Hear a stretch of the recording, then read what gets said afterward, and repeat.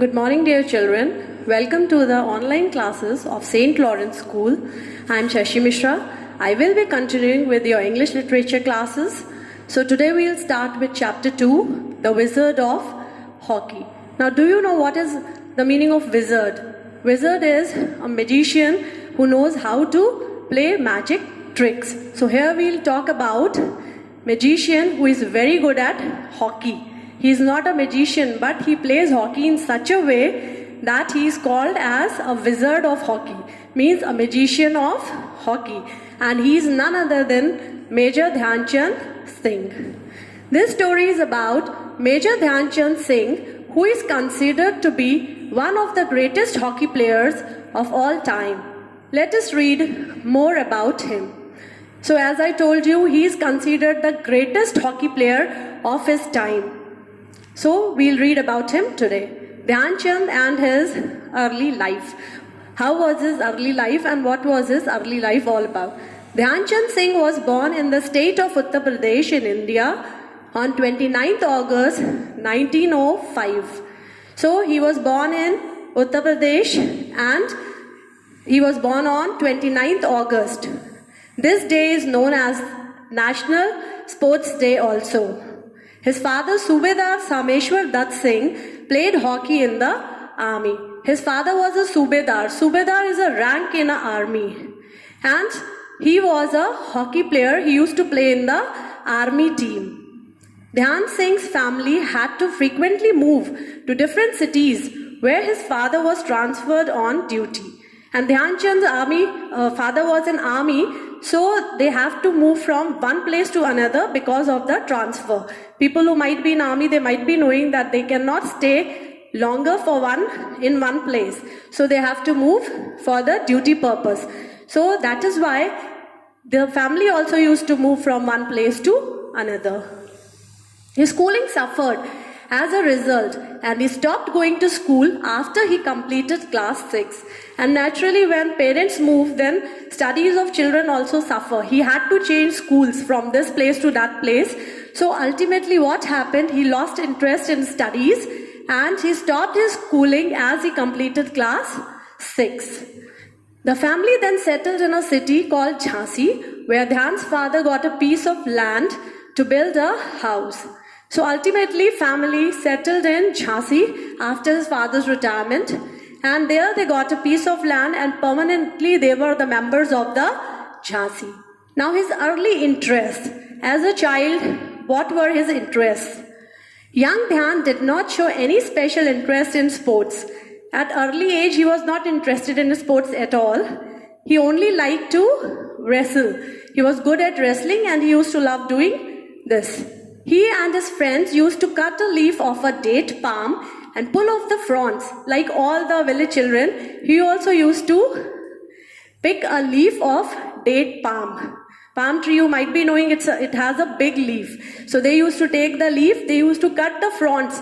On the edge of the leaf, they used to make 2-3 cuts and they used to shape it into a curved shape, and temporarily they used to make it like a hockey stick. With a curve at its end, this palm stem would become a makeshift hockey stick. Makeshift is which is not permanent. It can be changed because every day they used to make the stick, they used to play with it, and again the stick used to get worn out. And they would play with a ball made of old rags. Now what are rags? Rags are the old pieces of clothes which are of no use. So they used to hold them together, tie them together and make a small ball with it, and they used to play with this date palm leaf and that ball. They used to play hockey in the streets. Now, turning point in Dhyan's life. Now from where his life took a turn. In 1922, at the age of 17, he joined the Indian Army. He was a sepoy of 14th Punjab Regiment. Regiment is a group of soldiers. Different names are given to the group of soldiers in army. This regiment, Punjab Regiment, and so on. So this was Punjab Regiment. At age of 17, he joined the Indian Army like his father. During this period, he met his guru, Subedar Major Bhole Tiwari, who was a good player of hockey. And this was a turning point. Meeting his guru, he was also a Subedar, rank in army, Major Bhole Tiwari, and he was a very good player of hockey, and he motivated Dianchen to play hockey. His influence laid the foundation of Dhyan's amazing sports career. He influenced him, he told him how to play, he taught him the basics about the hockey. The initial things, how to play and how long to play and what time should be given to become a good player. Now, Dhyan Chand paid attention to army duties during daytime, and for hours he practiced alone in the field at night. And naturally, because Dhyan Chand was in army duty is not an easy job. So whole day he used to be on the fields doing his duty. But at night, when all his fellow people were sleeping or rather resting, he used to be in the field playing whole night and practicing hockey. His impact on the masses. So now whenever he used to be on the field, how he used to play the hockey and what was the impression which he used to give to his fellow players and to the people who used to come to see his match. His well control over the ball with his stick made his opponents think that there is some mischief at work. He was so good at controlling the ball with his stick, such a small ball with a long stick, and with a very ease and very softly he used to control the ball, that everybody used to feel that he has done something mischief, maybe with the ball or maybe with the hockey stick. It was not natural because seeing him playing was just wonderful. So everybody used to feel this. The Dutch broke his stick to check if there was a magnet inside. So Dutch team, they always used to feel that maybe though some magnet is there, so ball and stick both are going hand in hand together means. So smoothly it is going. So they broke his stick to check out whether magnet was inside or not. The Japanese thought that there was a glue on the stick, and Japanese team, they thought that some glue was placed on the edge of the stick and which was moving the ball. His magical stick work drew crowds to the field and left his fellow players and audience surprised. So his work was, as I told you before, was magical. He used to do wonders on the field, and all his fellow players and audience used to feel surprised at how a person can play such beautifully with a small tiny ball and so smoothly he can move the ball. At Berlin Olympics, a German newspaper carried a banner headline, "The Olympic complex now has a magic show too." So this was a German newspaper in Berlin Olympic time. They wrote a banner headline. What is a banner headline? On the very front page of the newspaper, the very big bold letters, first headline on the paper is the banner headline. So it has written, "Olympic complex now has magic show too," because seeing him playing was no less than a magic which was going on amongst the ball and the hockey stick. He earned the nickname Hockey Wizard, and this is the reason why he earned the name Hockey Wizard. Now let us see his ideologies, means what he believed in. He believed in being the best. He always believed to be the best. What he has played once, better and better, more better than what he was before. He never lost his temper on field, but he had the will to win. He was a very calm and quiet person. He never used to get angry on the field. He always used to have that will to play nicely and to win. He played with excellent team spirit, and his team spirit was excellent. He used to respect everyone in his team, his teammates also. He never used to boast of himself. Means he never used to say that he was the best, he was so talented, and because of him, they were always winning the match. He was very talented, but he never showed off. He was very down to earth, he never showed off, and he always respected his teammates. He played selflessly. He always said, hockey is a game of 11 players, not one of one individual. So he was very selfless. He never used to think about himself. He always used to think themselves as a team. And he always said, even if I am talented, alone I cannot play, alone I cannot win any match. Hockey is a game of 11 players and each player is as important as I am. Now honors conferred by government, and because he was a hockey wizard, he was a legend. So many honors are given to him from the government side.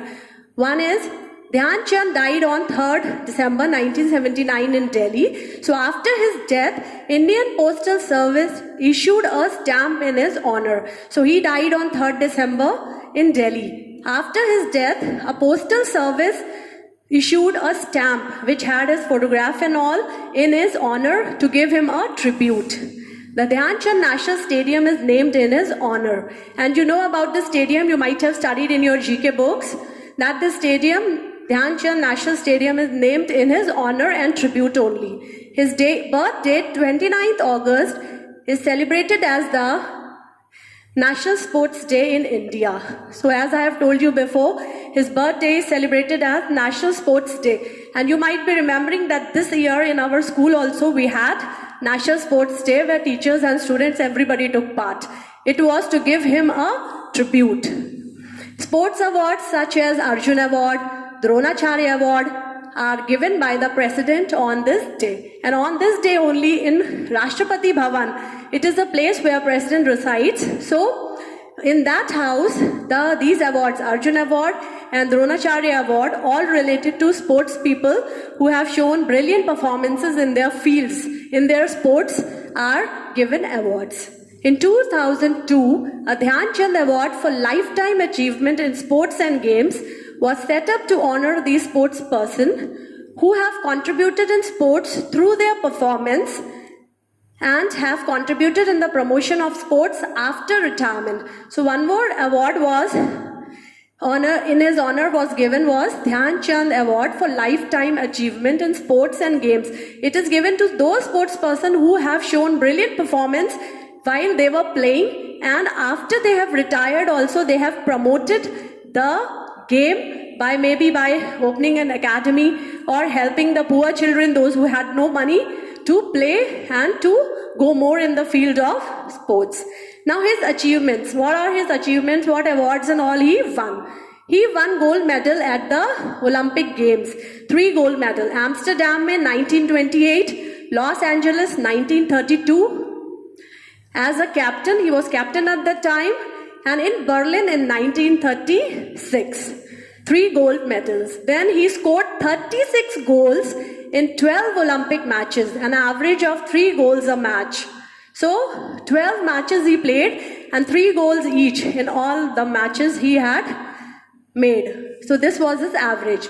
At the age of 51, he was awarded Padma Bhushan. Padma Bhushan is a very prestigious award.